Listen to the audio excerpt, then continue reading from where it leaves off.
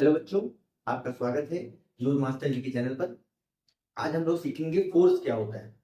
Force force को बच्चे हम लोग डेली लाइफ में यूज करते हैं। रोज रोज आप चलते हो, बैठते हो, उठते हो, कुछ भी चीज उठाते हो, किसी चीज को धक्का देते हो, पेज को फाड़ते हो, पेंसिल को शार्प करते हो, कुछ भी ये जो करते हो उन सब में फोर्स अप्लाई होता है।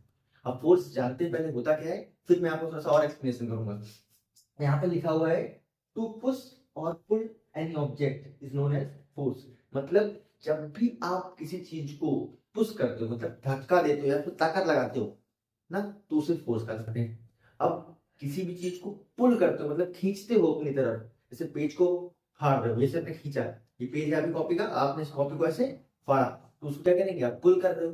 जो पुल कर रहे हो तो वो क्या कहलाएगा, वही फोर्स कहलाएगा। तो कहने का मतलब क्या हुआ कि जब भी आप किसी भी चीज को धक्का दे रहे हो या फिर तरफ पुल कर रहे हो, खींच रहे हो, उसे फोर्स कहा जाता है। अब कुछ उसकी कैरेक्टरिस्टिक जानते हैं हम लोग। यहाँ पे लिखा हुआ है it is denoted by F.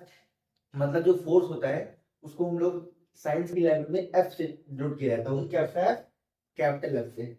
Next it's SI unit is Newton. अब एसआई यूनिट क्या होती है, जैसे आप सबको पता ही होगा, एसआई यूनिट मींस होता है स्टैंडर्ड यूनिट। स्टैंडर्ड यूनिट बनाई गई है हर ऑब्जेक्ट के लिए।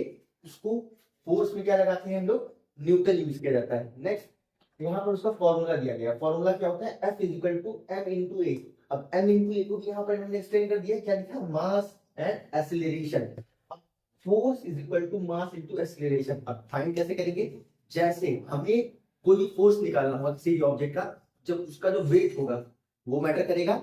आपको किसी चीज को खींचना है, किसी को धक्का देना है, उसके वेट पर भी डिपेंड करेंगे, आप नहीं डिपेंड करेंगे। आपको मैं कह दूं जेसीबी को खींचिए, तो आप खींच पाएंगे, नहीं खींच पाएंगे।